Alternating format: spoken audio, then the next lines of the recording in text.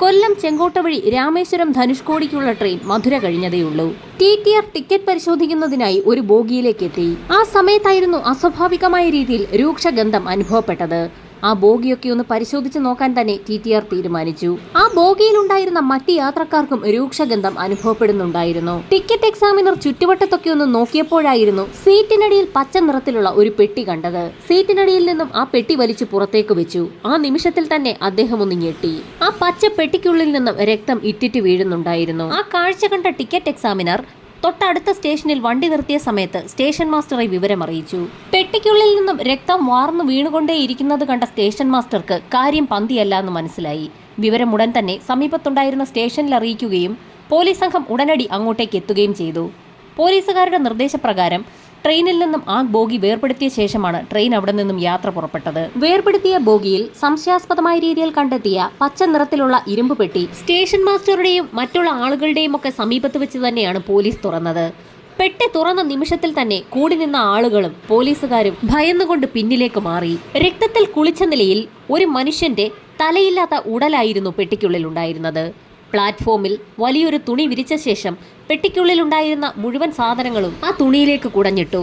ആ കാഴ്ച കണ്ട സർവരും നടുങ്ങിയെന്ന് തന്നെ പറയാം. ആ ബോഡിയുടെ കൈകളും കാലുകളും പൂർണ്ണമായും മുറിച്ചു മാറ്റപ്പെട്ട നിലയിലായിരുന്നു. പോലീസ് സംഘം തലയ്ക്ക് താഴോട്ടുള്ള ശരീരഭാഗത്തോടു കൂടി കൈകളും കാലുകളും ചേർത്ത് വെച്ചു.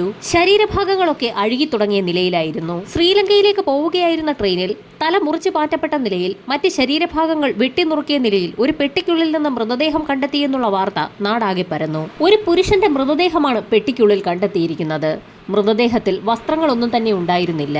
മരണപ്പെട്ട വ്യക്തിയുടെ കാലിൽ പച്ച നിറത്തിലുള്ള ഒരു സോക്സ് ഉണ്ടായിരുന്നു. പോലീസിന്റെ നിർദ്ദേശപ്രകാരം ഫോറൻസിക് സംഘം സംഭവസ്ഥലത്തേക്ക് എത്തി. ഇൻക്വസ്റ്റ് നടപടികൾ പൂർത്തിയാക്കിയ ശേഷം മൃതദേഹം മധുര ഹോസ്പിറ്റലിലേക്ക് ഷിഫ്റ്റ് ചെയ്തു. പോസ്റ്റ്മോർട്ടം റിപ്പോർട്ടിൽ മൃതദേഹ ഭാഗങ്ങൾ മൂർച്ചയേറിയ ആയുധം കൊണ്ടാണ് മുറിച്ചു മാറ്റിയിരിക്കുന്നതെന്ന് വ്യക്തമായി. എന്നാൽ മുറിച്ചു മാറ്റപ്പെട്ട ശരീരഭാഗങ്ങളിലൊന്നും തന്നെ ചതവേറ്റിട്ടില്ല എന്നുകൂടി റിപ്പോർട്ടിൽ നിന്നും വ്യക്തമായിരുന്നു. ഇതോടൊപ്പം തന്നെ മൃതദേഹത്തിന്റെ നെഞ്ചുഭാഗത്ത് ആഴത്തിലുള്ള ഒരു മുറിവുണ്ടായിരുന്നു. ഒറ്റവെട്ടിന് ശരീരഭാഗങ്ങൾ മുറിച്ചിരിക്കുകയാണ്. മൃതദേഹത്തിന്റെ എല്ലുകൾ പരിശോധിച്ചതിൽ നിന്നും ഏകദേശം 24-നും 28-നും ഇടയിൽ പ്രായമുള്ള വ്യക്തിയാണ് കൊല്ലപ്പെട്ടിരിക്കുന്നതെന്ന് പോലീസ് നിഗമനത്തിലെത്തി. FIR രജിസ്റ്റർ ചെയ്ത ശേഷം പോലീസ് സംഘം അന്വേഷണം ആരംഭിച്ചു. ഏത് സ്റ്റേഷനിൽ നിന്ന് കയറിയ വ്യക്തികളാണ് പെട്ടി ബോഗിക്കുള്ളിൽ ഉപേക്ഷിച്ചതെന്ന് പോലീസിന് കണ്ടെത്തേണ്ടത് വളരെ പ്രധാനപ്പെട്ട ഒരു കാര്യമായിരുന്നു. അതുമാത്രവുമല്ല, ട്രെയിനിൽ നിന്ന് പെട്ടി കണ്ടെത്തിയ സാഹചര്യത്തിൽ ആ ബോഗി വേർപെടുത്തിയ ശേഷം ആ ട്രെയിൻ യാത്രക്കാരുമായി ശ്രീലങ്കയിലേക്ക് പോവുകയും ചെയ്തു. അതുകൊണ്ട് തന്നെ അന്നത്തെ ട്രെയിനിലുണ്ടായിരുന്ന യാത്രക്കാരെയൊന്നും ചോദ്യം ചെയ്യാൻ പോലീസിന് കഴിഞ്ഞതുമില്ല. കേസന്വേഷണം പുരോഗമിക്കുന്നതിനിടയിൽ ചെന്നൈയിലെ റോയാപുരം ബീച്ചിൽ ഒരു പോലീസുകാരൻ ഞെട്ടിക്കുന്ന ഒരു കാഴ്ച കണ്ടു. അയാൾ ആ ബീച്ചിൽ കൂടി നടക്കുന്ന സമയത്ത് ശക്തമായ തിരയിൽപ്പെട്ട് ഒരു കവർ കരക്കടിഞ്ഞിരിക്കുകയാണ്. ആ കവർ കണ്ടപ്പോൾ തന്നെ പോലീസുകാരൻ അതിനടുത്തേക്ക് എത്തുകയും അത് തുറന്നു നോക്കുകയും ചെയ്തു. നടക്കുന്ന ഒരു കാഴ്ചയായിരുന്നു അതിൽ കണ്ടത്. ഒരു മനുഷ്യന്റെ തലയായിരുന്നു ആ കവറിനുള്ളിൽ ഉണ്ടായിരുന്നത്.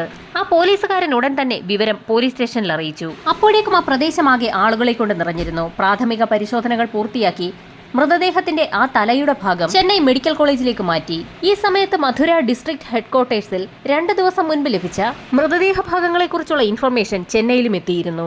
ആ വിവരം അറിയാവുന്ന ഹെഡ്ക്വാർട്ടേഴ്സിലെ ഉദ്യോഗസ്ഥർ മധുരയിൽ നിന്നും ട്രെയിനിനുള്ളിൽ നിന്ന് ലഭിച്ച മൃതദേഹ ഭാഗങ്ങൾ ചെന്നൈയിലേക്ക് കൊണ്ടുവരാൻ നിർദ്ദേശം നൽകി. ആ മൃതദേഹ അവശിഷ്ടങ്ങളുടെ ഭാഗമായ തലയാണോ ലഭിച്ചിരിക്കുന്നതെന്ന് മനസ്സിലാക്കുന്നതിന് വേണ്ടി ചെന്നൈ മെഡിക്കൽ കോളേജിലെ വിദഗ്ധരടങ്ങുന്ന ഡോക്ടർ സംഘം പരിശോധന ആരംഭിച്ചു.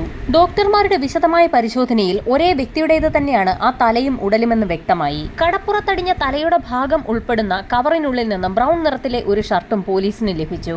അത് തൊണ്ടി മുതലായി കസ്റ്റഡിയിൽ ശേഖരിക്കുകയും ചെയ്തു. ചെന്നൈ മെഡിക്കൽ കോളേജിലെ ഡോക്ടർ KC ജോസഫും CP ഗോപാലകൃഷ്ണനും ചേർന്നായിരുന്നു പോസ്റ്റ്മോർട്ടം നടത്തിയത്.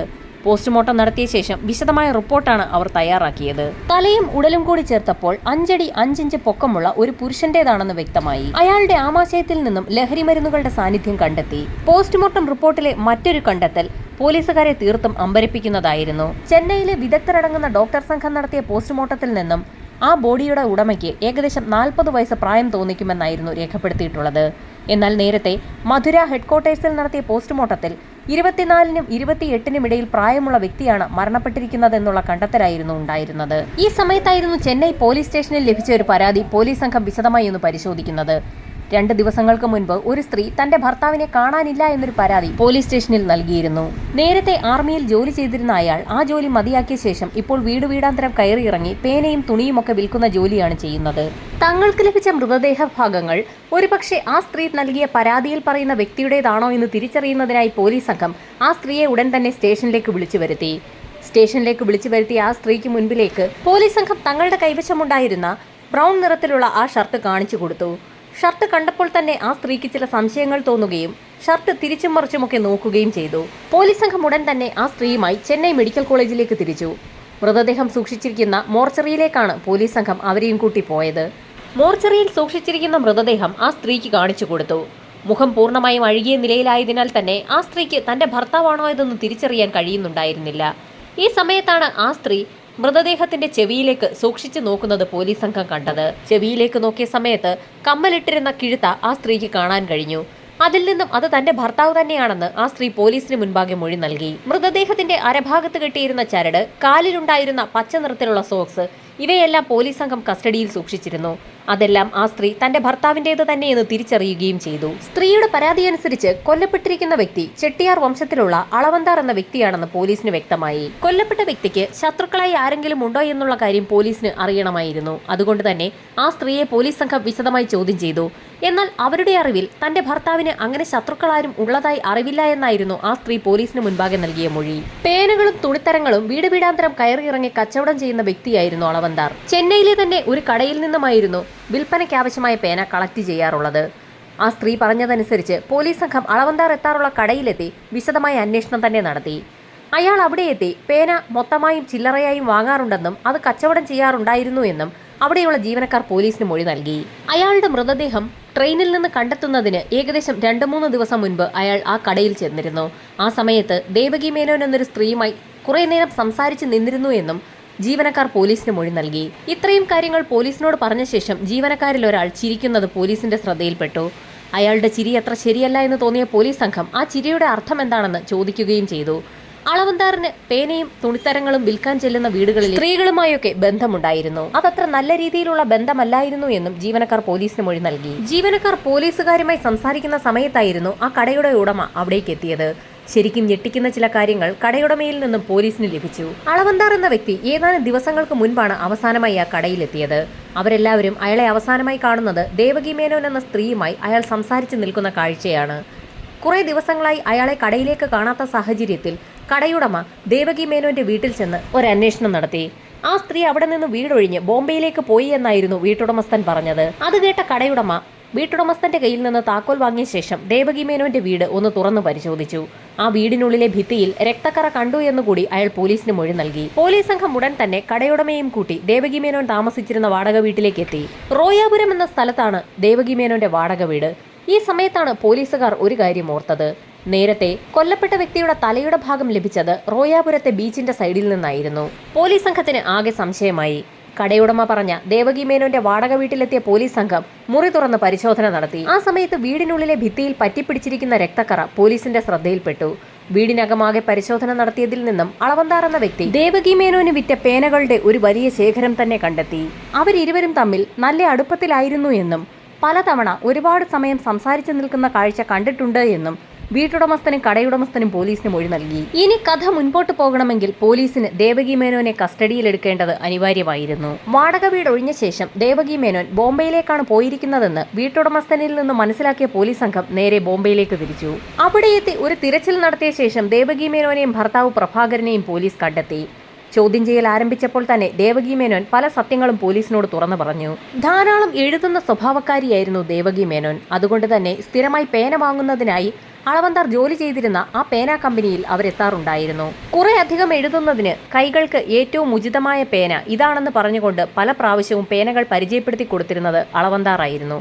അങ്ങനെയായിരുന്നു അവർ തമ്മിൽ പരിചയം തുടങ്ങിയത്. കടയിൽ വെച്ച് ഒരുപാട് സമയം അവർ തമ്മിൽ സംസാരിക്കാറുണ്ടായിരുന്നു. പലപ്പോഴും കടയിൽ നിന്ന് ഇരുവരും ഒരുമിച്ചാണ് പുറത്തേക്ക് പോകുന്നതും. അവരിരുവരും സംസാരിച്ച് ദേവകി മേനോൻ താമസിക്കുന്ന സ്ഥലത്ത് വരെ എത്തും. മണിക്കൂറുകളോളം ആ വീടിന്റെ വാതിൽക്കൽ നിന്നും അവർ സംസാരിക്കാറുണ്ടെന്നും അയൽവാസികൾ മൊഴി നൽകി. അങ്ങനെ കുറെ നാളുകൾക്ക് ശേഷം ദേവകി മേനോൻ മലയാളിയായ പ്രഭാകരൻ എന്ന വ്യക്തിയെ വിവാഹം കഴിച്ചു.